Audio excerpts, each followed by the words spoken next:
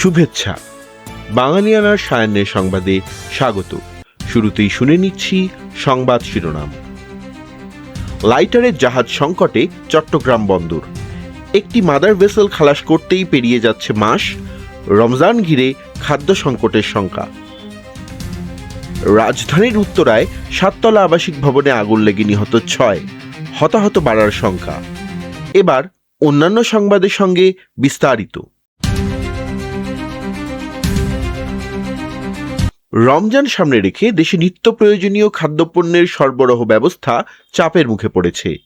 কারণ চট্টগ্রাম বন্দরের বহির্নোঙরে লাইটারের জাহাজের তীব্র সংকটের কারণে বড় জাহাজ থেকে পণ্য খালাস কার্যক্রম কার্যত থমকে গেছে। এতে রোজার মাসে পণ্যের ঘাটতি ও দাম বাড়ার আশঙ্কা তৈরি হয়েছে। বন্দর সূত্রের তথ্য অনুযায়ী 15 জানুয়ারি পর্যন্ত চট্টগ্রাম বন্দরের বহির্নোঙর ও কুতুবদিয়া চ্যানেলে মোট 108টি পণ্যবাহী জাহাজ অপেক্ষমান ছিল। এসব জাহাজে 45 লাখ টনেরও বেশি পণ্য রয়েছে। এর মধ্যে 17 জাহাজে প্রায় 12 লাখ টন রমজান সংশ্লিষ্ট খাদ্যপণ্য, গম, ভুট্টা, সয়াবিন, ছোলা, ডাল ও ভোজ্য তেল আছে। আরও 5টি জাহাজে 2 লাখ টনের বেশি চিনি রয়েছে। 7টি জাহাজে সার এবং 25টি জাহাজে সিমেন্টের ক্লিংকার বহন করা হচ্ছে। স্বাভাবিক পরিস্থিতিতে 50,000 টন ধারণ ক্ষমতার একটি মাদার ভেসেল লাইটার জাহাজের মাধ্যমে নদী বন্দর ও টার্মিনালে পণ্য পরিবহন করে 7 থেকে 10 দিনের মধ্যে খালাস করে শেষ করতে পারে। কিন্তু বর্তমানে লাইটারের সংকটের কারণে অপেক্ষার সময় বেড়ে 20 থেকে 30 দিনে দাঁড়িয়েছে। কিছু জাহাজ দিনের পর দিন কোনো পণ্যই খালাস করতে পারছে না। Water transport coordination cell WTCC জানিয়েছে, লাইটার জাহাজের চাহিদা এর যোগানকে অনেকটাই ছাড়িয়ে গেছে।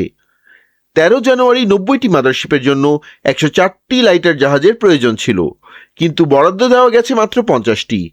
খাদ্যপণ্যের চালানকে অগ্রাধিকার দিতে কর্তৃপক্ষ সাময়িকভাবে নিজস্ব লাইটারেজ বহর রয়েছে এমন বড় কোম্পানিগুলোর জন্য জাহাজ বরাদ্দ বন্ধ রেখেছে। তবুও সংকট কাটেনি। সরকারের আমদানি করা সারের 10টি জাহাজ 1 সপ্তাহের বেশি সময় ধরে কোনো লাইটারের সহায়তা না পেয়ে পণ্য খালাসের অপেক্ষায় রয়েছে। এতে সরকারি গুদামে সার সরবরাহে ঘাটতির ঝুঁকি তৈরি হয়েছে এবং কৃষি খাতে তা নতুন করে চাপ বাড়াতে পারে।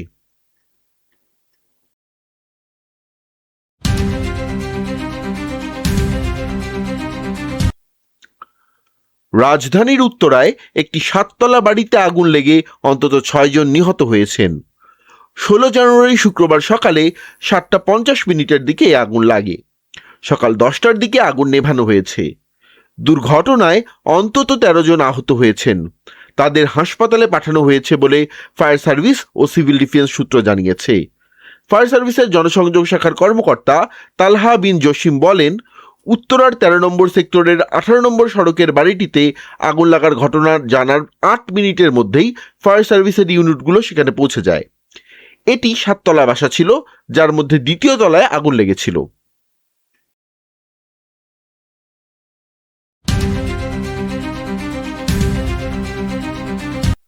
বাংলাদেশে অন্তর্ভুক্তিমূলক নির্বাচন এবং ভিন্ন ধর্মাবলম্বীদের নিরাপত্তার প্রশ্নে উদ্বেগ প্রকাশ করেছেন ব্রিটিশ এমপি বব ব্ল্যাকম্যান। তিনি 15 জানুয়ারি বৃহস্পতিবার হাউস অফ কমন্সে বলেছেন, হিন্দুদের রাস্তায় হত্যা করা হচ্ছে, তাদের বাড়িঘর পুড়িয়ে দেওয়া হচ্ছে, মন্দিরে আগুন দেওয়া হচ্ছে এবং অন্যান্য ধর্মীয় সংখ্যালঘুরাও একই ধরনের পরিণতির শিকার হচ্ছেন। আগামী মাসে তথাকথিত মুক্ত ও সুষ্ঠু নির্বাচন হওয়ার কথা রয়েছে বলে মন্তব্য করে বব ব্ল্যাকম্যান বলেন, বাংলাদেশের একটি প্রধান রাজনৈতিক দল আওয়ামী লীগকে সেই নির্বাচনে নিষিদ্ধ করা হয়েছে, যদিও জনমত জরিপে তাদের সমর্থন প্রায় 30%।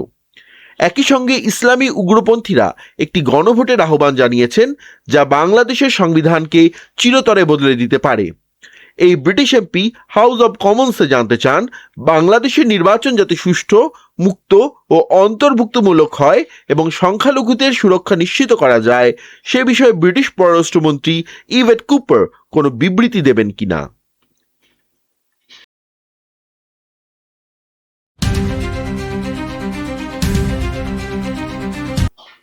যুক্তরাষ্ট্রের প্রেসিডেন্ট ডোনাল্ড ট্রাম্পকে নিজের নোবেল পুরস্কারটি উপহার হিসেবে দিয়েছেন ভেনেজুয়েলার বিরোধী দলীয় নেতা মারিয়া করিনা মাচাদো। 15 জানুয়ারি বৃহস্পতিবার হোয়াইট হাউসে ট্রাম্পের সাথে একান্ত বৈঠকে নিজের নোবেল শান্তি পুরস্কার দেওয়ার কথা সাংবাদিকদের জানিয়েছেন তিনি। ট্রাম্পের সঙ্গে প্রথমবারের মতো সরাসরি সাক্ষাতের পর মাচাদো বলেন, আমি মনে করি আজ আমাদের ভেনেজুয়েলাবাসীর জন্য একটি ঐতিহাসিক দিন।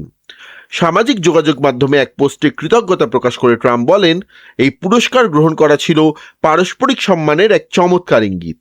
তবে 2024 সালের বহুল বিতর্কিত নির্বাচনে মাচাদো জয়ের দাবি করলেও মার্কিন প্রেসিডেন্ট এখনো মাচাদোকে দেশটির নতুন নেতা হিসেবে স্বীকৃতি দেননি। তার পরিবর্তে ভেনেজুয়েলার অন্তর্বর্তী রাষ্ট্রপ্রধান হিসেবে দায়িত্ব পালনকারী ডেলসি রদ্রিগেজের সঙ্গে যোগাযোগ রাখছেন ট্রাম্প। রদ্রিগেজ প্রেসিডেন্ট নিকোলাস মাদুরোর সাবেক ভাইস প্রেসিডেন্ট ছিলেন।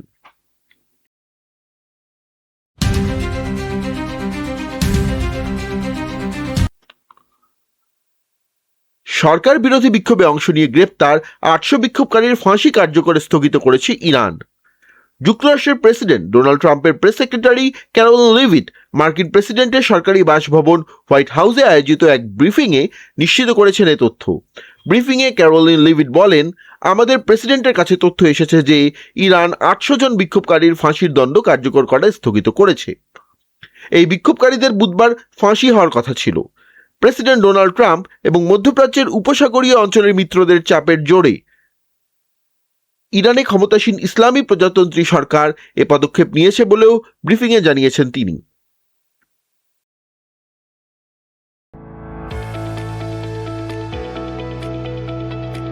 এবার শুনে নিচ্ছি বাঙালিয়ানা বাণিজ্য সংবাদ। ব্যাংকে সঞ্চয় রেখে এমনিই বিপদে পড়েছিলেন তারা। প্রয়োজনের সময় নিজের টাকাই তুলতে পারছিলেন না। বছর দেড়েকের বেশি সময় ধরে ভোগান্তির শেষ ছিল না। চরম অনিশ্চয়তার মধ্যে ছিলেন টাকা ফেরত পাওয়া নিয়ে। লুটেরাদের লোভের বলি হিসেবে শুধু মুনাফা বঞ্চিতই হচ্ছেন না তারা, উল্টো ব্যাংকগুলোর লোকসানের কারণে জমা রাখা আমানতের টাকা কেটে নেওয়ার মুখে পড়েছেন। যার লাভ দেখানোর কারণে আগে মুনাফা পেয়েও গেছেন, তাদের থেকে এখন কেটে নেওয়া হবে মুনাফা। একীভূত করা 5 ব্যাংকের আমানতকারীদের উপর এবার এভাবেই নতুন খড়গ চাপিয়ে দিয়েছে বাংলাদেশ ব্যাংক। সবশেষ 2 বছরের সঞ্চিত অর্থের উপর তাদের মুনাফা না দেওয়ার সিদ্ধান্ত নিয়েছে। ব্যাংকগুলোর লোকসানে পড়াকে কারণ দেখিয়ে বাংলাদেশ ব্যাংক বুধবার 2024 ও 25 পঞ্জিকা বছরের জন্য গ্রাহকদের মুনাফা না দিতে নির্দেশ দিয়েছে। যদিও আগের বছর অর্থাৎ 2023 সালে 5টির মধ্যে 4টি ব্যাংকই মুনাফায় ছিল।